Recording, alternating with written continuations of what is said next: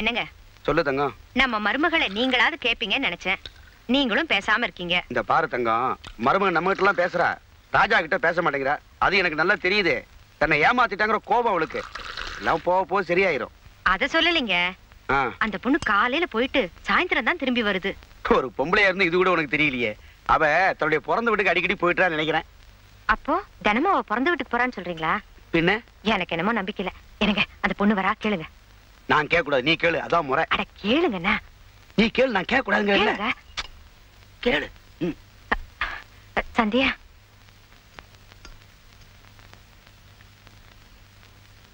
உன் வீட்ல இப்பெல்லாம் உன் மேல கோவம் இல்லையே? அவங்க கோவமா இருக்காங்களா சந்தோஷமா இருக்காங்களான்னு எனக்கு எப்படிமா தெரியும்? தினமும் உங்க வீட்டுக்கு தானமா போயிட்டு வர? இல்ல. அப்ப தினமும் எங்கம்மா போயிட்டு வர? நான் வேலைக்கு போயிட்டு வரேன். வேலைக்கா? நீ எதுக்குமா வேலைக்கு போகணும்? ஏன், நான் வேலைக்கு போக கூடாதா? அதுக்கு இல்ல, நீ வேலைக்கு போற விஷயம் ராஜாவுக்கு தெரியாது போல இருக்கு. என்ன இருந்தாலும் அவங்கிட்ட ஒரு வார்த்தை சொல்லாம போறது தப்பு இல்லையா? என்னை ஏமாத்தி கல்யாணம் பண்ணிக்கிட்டது மட்டும் தப்பு இல்லையா?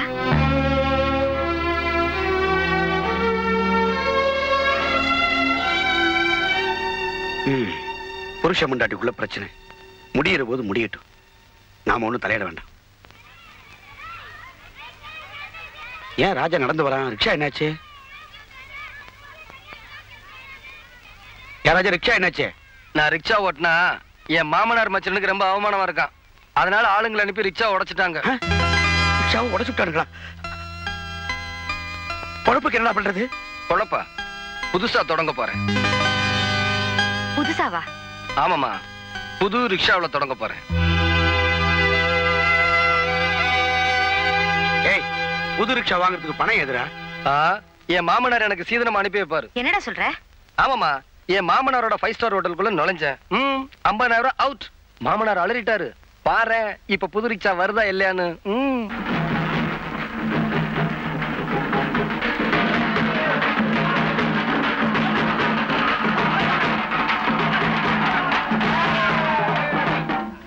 வணக்கண்ணே. வணக்கம் தம்பி. என்னண்ணே தாரத்தப்பட்டியோட வரீங்க? இதுவும் மாமனார் செலவு தானா? இல்ல தம்பி, ரிக்ஷா மட்டும் அவர் அனுப்பிச்சாரு, மற்ற செலவுலாம் நம்ம ஏற்பாடுதான். நீங்க எதுக்குண்ணே இதையும் அவர்கிட்ட வசூல் பண்ணிடுவோம். அப்பா, நான் ரிக்ஷா ஓட்டுறதுனால அவங்க கௌரவம் குறைஞ்சிருந்தானே ரிக்ஷா உடைச்சாங்க. இப்ப நான் என்ன செய்ய போறேன் தெரியுமா? இந்த ரிக்ஷாவுக்கு பின்னால அன்பளிப்பு மாமனார் மச்சன் எழுதி அவங்க 2 பேர் போட்டோவையும் மாட்ட போறேன். இந்த சிட்டி பூரா நான் ஓட்ட போறேன்.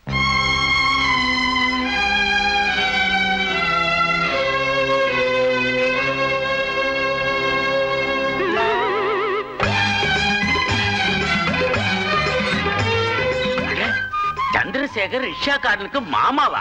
அருண் வந்து ரிக்ஷாக்காரனுக்கு மச்சானா? என்ன அது அநியாயமா இருக்கு?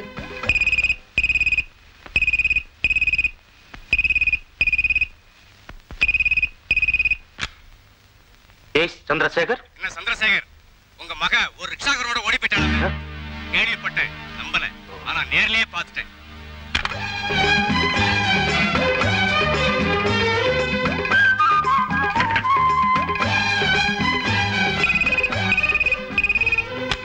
ஹலோ சந்திரசேகர், உங்க மக ஒரு ரிக்ஷாக்காரனை மேரேஜ் பண்ணிட்டாளாமே. Wrong number please.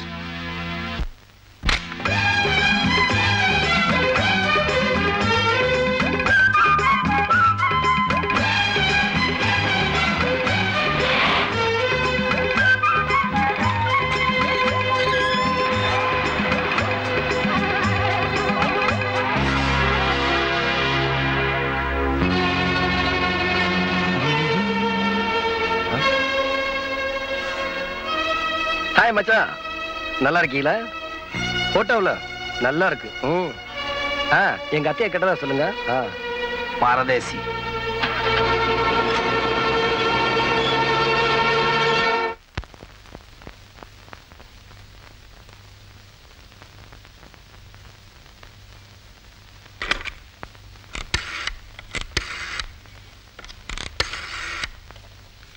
ஹலோ, போலீஸ்க்கு போன் பண்றியா? வேஸ்ட். அவங்களுக்கு ஏகப்பட்ட வேலை. டிஸ்டர்ப் பண்ணாத. அருண், டாடி, அவன் அந்த ரிக்ஷா ஓட்டக்கூடாதுன்னு நீ நினைக்கிற. ஆனா அவன் ரிக்ஷாவே ஓட்டக்கூடாதுன்னு நான் நினைக்கிறேன். எது பெட்டர்? நீ ஓல்ட் மேன், உனக்கு ஒன்றும் தெரியாது. அவங்க அப்பங்கால உடைச்ச மாதிரி அவங்காலையும் உடைச்சிட்டா சிம்பிள் as that.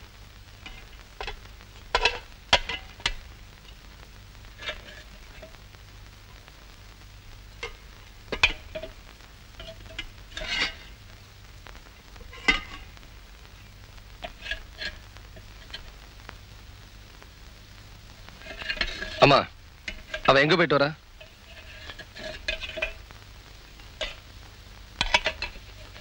அப்பா, எங்க போயிட்டு வர? கேட்டுக்கிட்டே இருக்கேன்ல, யாருமே பதில் சொல்லாம இருந்தா என்ன அர்த்தம்? நான் சொல்றேன், வேலைக்கு போயிட்டு வரேன். வேலைக்கு போயிட்டு வரையா? யார கேட்டு போன? யார கேட்கணும்? உன் புருஷனை. அந்த மரியாதையை காப்பாத்ததான் இந்த வீட்டுல மருமகளா இருக்கேன். மருமகளா இருக்கிறவ நான் சம்பாதிச்சு போடுறத சாப்பிட்டுட்டு வீட்டோட இருக்கணும். என் குடும்பத்துக்கு நீ சம்பாதிச்சு போட வேண்டிய அவசியம் இல்ல. வேற யாருக்காகவும் சம்பாதிக்க வேண்டிய அவசியம் எனக்கும் இல்ல. பின்ன ஏண்டி வேலைக்கு போற? உங்க சம்பாத்தியத்துல உங்களால சோறு தான் போட முடியும், அதுவும் அரை வயிற்றுக்கு. உங்களால வேற என்ன செய்ய முடியும்? வேற என்னடி பண்ணணும்? நான் தினமும் ஃபாரின் பவுடர் தான் பூசுவேன். அதோட விலை என்னன்னு தெரியுமா? 100 ரூபாய். நான் எப்பவுமே ஃபாரின் சென்ட் தான் யூஸ் பண்ணுவேன். அதோட விலை என்னன்னு தெரியுமா? 200 ரூபாய். எனக்கு எப்பவுமே ஏசில இருந்து தான் பழக்கம். அதோட விலை 25,000 ரூபாய். நான் நேரத்துக்கு ஒரு ட்ரெஸ் போடுவேன், வேலைக்கு ஒரு கார்ல போவேன். அதெல்லாம் உங்களால வாங்கி கொடுக்க முடியுமா? இதெல்லாம் வேணும்னு உங்ககிட்ட கேட்டேனா? இல்லையே. என் தேவைகளை பூர்த்தி பண்ணிக்கதான் நான் வேலைக்கு போறேன். அப்ப உனக்கு வசதியான வாழ்க்கை வேணும் இல்ல? ஷூர். நான் ஒண்ணும் பிச்சைக்கார வீட்டுல பிறக்கல. ஆனா ஒரு பிச்சைக்காரனை தான் கல்யாணம் பண்ணிருக்க. அவன் சம்பாதிக்கிற பணத்துல குடும்பம் நடத்துறவதான் பொண்டாட்டி. அதை ஏமாத்தி கல்யாணம் பண்ணிட்ட நீங்க சொல்லக்கூடாது. ஒரு பொம்பளை சம்பாத்தியத்துல சாப்பிடுறாங்கன்னு 4 பேர் எங்களை பார்த்து கேவலமா பேசணும். அதுக்காக தான் நீ வேலைக்கு போற. முடிவா சொல்றேன், பொம்பளையா லட்சணமா வீட்டோட இரு. உங்க வசதிக்காக, உங்க படிப்புக்காக உங்க தங்கச்சி பூ விக்க போலாம், உங்க அம்மா வீட்டு வேலைக்கு போலாம். அது தப்பு இல்ல. என் வசதிக்காக நான் வேலைக்கு போனா அது தப்பா? அப்படி வசதியா வாழ நினைக்கிறோம், உங்க வீட்டுக்கு போக வேண்டியதானே. இங்க ஏண்டி இருக்க? லைசன்ஸ் இருக்கு.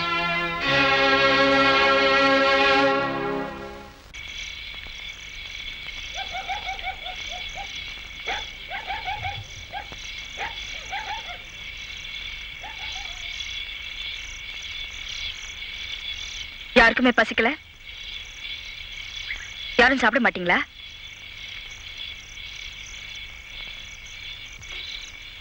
ஓகே.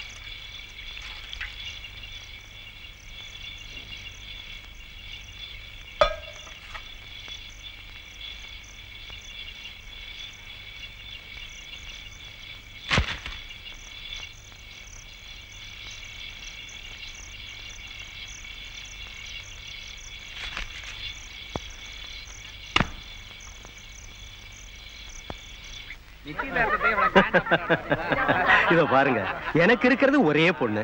அவளுக்கு செய்யாம வேற யாருக்கு சார் நான் செய்ய போறேன்? நேரமாச்சுங்கிறா, கட்ட மாத்திக்கலாமா? என்னோட பார்ட்னர் வரணும்.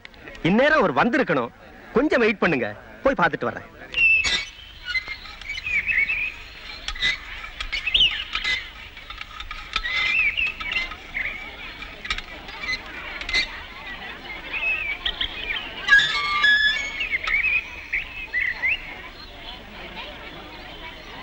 ஏன்பா 100 ரூபாய்க்கு சில்லற இருக்கா? ரிக்ஷா கரண்ட் ஏது சார் 100 ரூபாய்க்கு சில்லற? வெயிட் பண்ணு, உள்ள போய் கொடுத்து அனுப்புறேன். ஹலோ, வாடா. ஏன்டா இவ்வளவு லேட்டு? உனக்காக தான் காத்துக்கிட்டு இருக்கோம். ஆமா, என்னடா ரிக்ஷாவில் வந்து இறங்குற? வழியில என் கார் ரிப்பேர் ஆயிடுச்சுப்பா. ஏண்டா, ஒரு போன் பண்ணியிருந்தா என் காரை அனுப்பியிருப்பல்ல. நீ ரிக்ஷாவில் வர்றதை பார்த்தா 4 பேர் கேவலமா நினைக்க மாட்டாங்க? நடந்து வந்தா அதை விட கேவலமா நினைப்பாங்க. ஏய், அந்த ரிக்ஷாவை கேட்டுக்கு வெளியே கொண்டு போய் நிறுத்து. ஏன் சார், கௌரவம் குறைஞ்சு போயிருமா? ஜட்ஜு சார், உங்களோட மதிப்பு வீட்டுக்குள்ள ரிக்ஷா வந்ததுல இல்ல, நீங்க சொல்ற நியாயமான தீர்ப்புல தான் இருக்கு. கூலியை கொடுத்துட்டா நான் ஏன் சார் இங்க நிக்க போறேன்? டப்பா பாத்தீங்க. ஏய் ரிக்ஷாவை கொஞ்சம் நிறுத்து.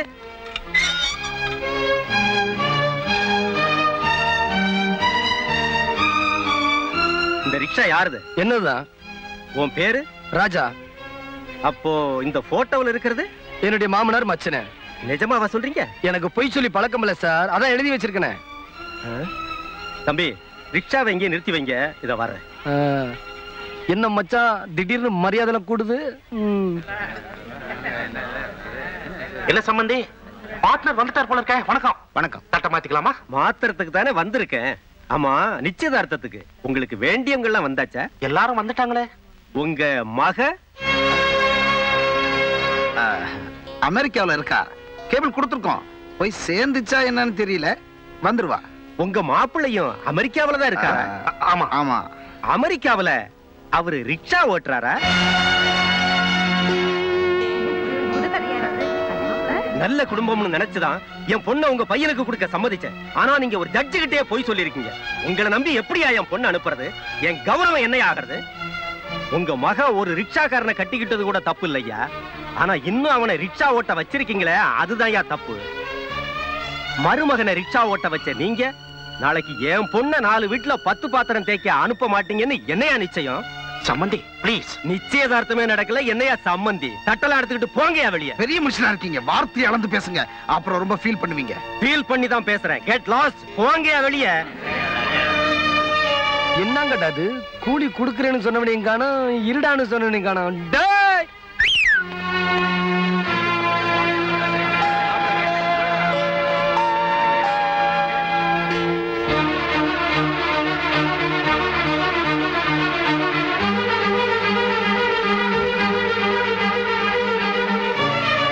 என்ன மாப்பிள்ள இவ்வளவு தூரம்? மாமா கிட்டதா சொல்லுங்க.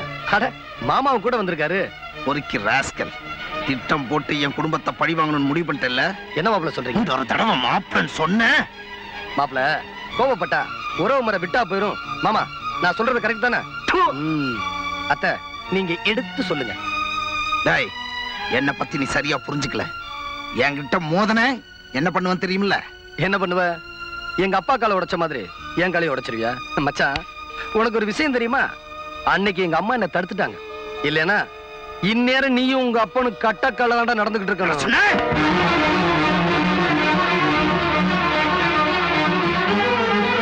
மோதி பார்க்க நானும் தயார் தான்டா. மீச வச்ச ஆம்பளையா இருந்தா உனக்கு தான் அது இல்லையே. ஏற்கனவே உள்ளப்பட்ட அவமானப்படாதா? இங்கேயுமா வட வழியில இரு. பாக்குறேன்டா உன்னை.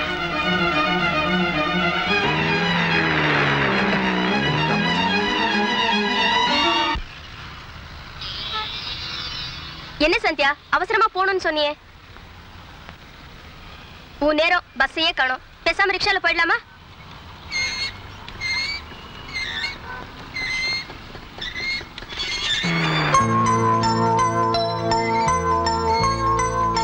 ஏ ரிக்ஷா,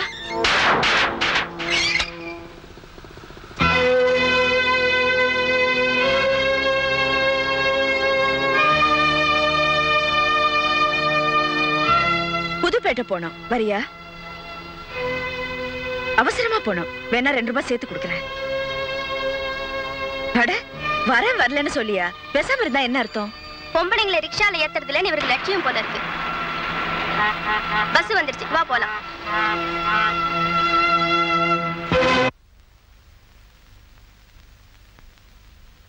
என்ன தம்பி இது?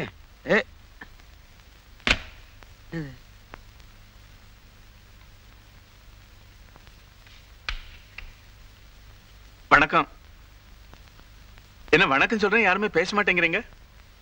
ஓ, உங்களுக்கு நான் யாருன்னு தெரியாதுல்ல? எனக்கு மெட்ராஸ்ல ஜவுளி கடை, ஹோட்டல், ஃபேக்டரின்னு சொத்து பத்தெல்லாம் நிறைய இருக்கு. என் பேர் சந்தோஷம்.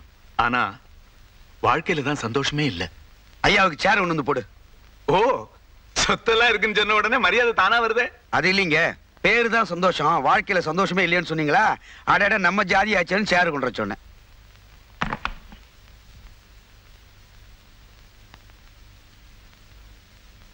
நான் எப்பவோ செத்திருக்க வேண்டியது. உங்க மகா ராஜாவோட புண்ணியத்துல தான் இன்னைக்கு நான் உயிரோடு இருக்கேன். ஆனா அதுக்காக அவர் எங்கிட்ட இருந்து எதையுமே எதிர்பார்க்கல. உங்க குடும்பத்தை பத்தி விசாரிச்சேன். தான் நல்லா இருக்கிறத விட மத்தவங்க எல்லாம் நல்லா இருக்கணுங்கிற மனசு உங்க பையனுக்கு. ஒரு முக்கியமான இன்டர்வியூக்கு போறதை விட்டுட்டு தான் அவர் என்ன காப்பாத்தினாருன்னு தெரிஞ்சுக்கிட்டேன். என்ன காப்பாத்தாம இன்டர்வியூக்கு போயிருந்தா உங்க மகன் இன்னைக்கு ரிக்ஷா எடுத்துக்கிட்டு இருக்க மாட்டாரு. எனக்கு நல்ல ஞாபகம் இருக்குங்க. நான் உங்களை பார்த்திருக்கேன். அப்படியா? ஆமா. என் முகம் அப்படி கொஞ்சம் லேட்டா தான் ஞாபகம் வரும். பரவாயில்லைங்க. சில முகங்களை எவ்வளவுதான் நினைச்சு பார்த்தாலும் ஞாபகத்துக்கே வர்றது இல்லைங்க. நான் வந்த விஷயத்தை சொல்லிடுறேன். சொல்லுங்க. எனக்கு 4 ஆம்பளை பசங்க, 3 பேரு கல்யாணம் பண்ணிட்டேன். பிரயோஜனம் இல்ல. என்ன சொல்றீங்க? எந்த மருமகளும் மருமகளா நடந்துக்கிறது இல்ல. எனக்கு ஒரு நல்ல மருமக வேணும். அதுக்கு தான் நான் இங்க வந்திருக்கேன். என்னங்க இது? பணக்கார வீட்டுக்கு எங்க பொண்ணு எப்படி? ஏன் ஒரு பணக்கார வீட்டு பொண்ணு இந்த வீட்டுல மருமகளா இருக்கிறப்ப உங்க வீட்டு பொண்ணு ஒரு பணக்கார வீட்டுக்கு மருமகளா வர்றதுல என்ன தப்பு? அது இல்லீங்க. உங்க பையனோட குணத்துக்கு முன்னாடி பணம் என்னங்க பணம்? கல்யாணத்தை எப்ப வச்சுக்கலாம் அத சொல்லுங்க முதல்ல. எல்லாரும் கேட்டதா சொல்லு. அப்பாவை நல்லா கவனிச்சுக்கோ. ஆகட்டுங்க. அப்ப நான் வரேன். போயிட்டு வாமா.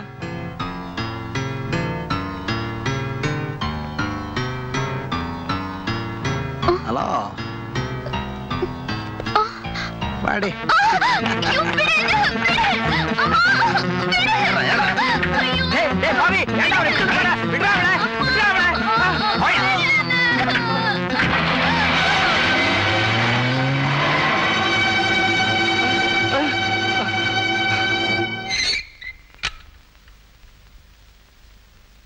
ராஜா, யார் வந்திருக்கான்னு பாரு.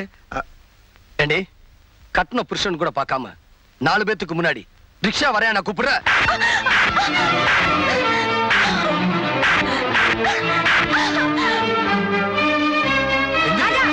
விடுமா, அட விடுமா. என்ன அவமானப்படுத்தணுங்கிறதுக்காக வேலைக்கு போனேன், பொறுத்துக்கிட்டேன். எனக்கு பொண்டாட்டியா நடந்துக்கலனாலும் இந்த வீட்டுக்கு மருமகளா இருக்கேன்னு சந்தோஷப்பட்டேன். ஆனா நீ மருமகளா நடந்துக்கலடி, மருமகளா நடிச்சிருக்க. போதும், நிறுத்துங்க. யாரை பார்த்து நடிச்சேன்னு சொல்றீங்க?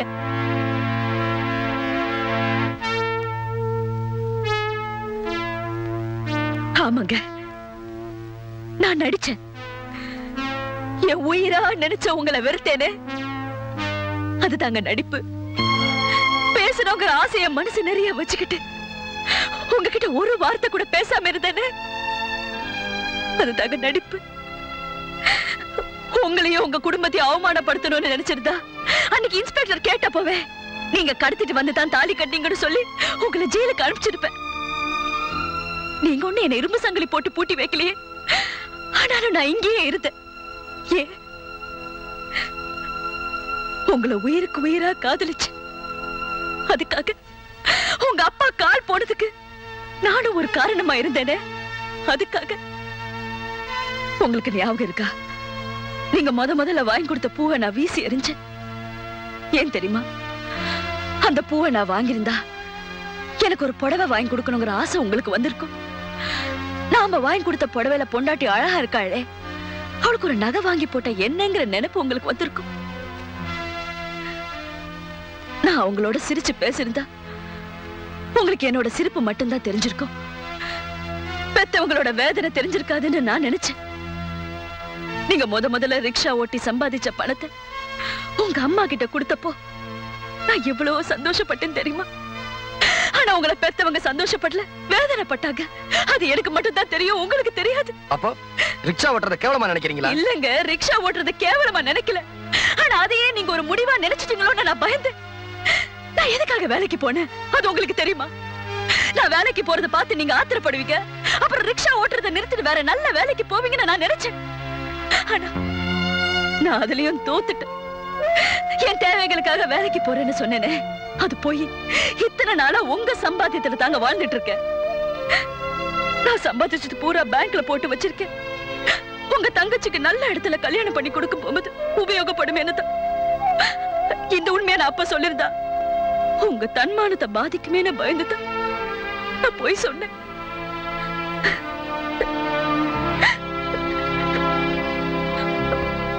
உங்களையும் உங்க குடும்பத்தை பத்தியே நினைச்சிட்டு இருக்க என்ன பார்த்து நடிக்கிறேன்னு சொல்லிட்டீங்களே.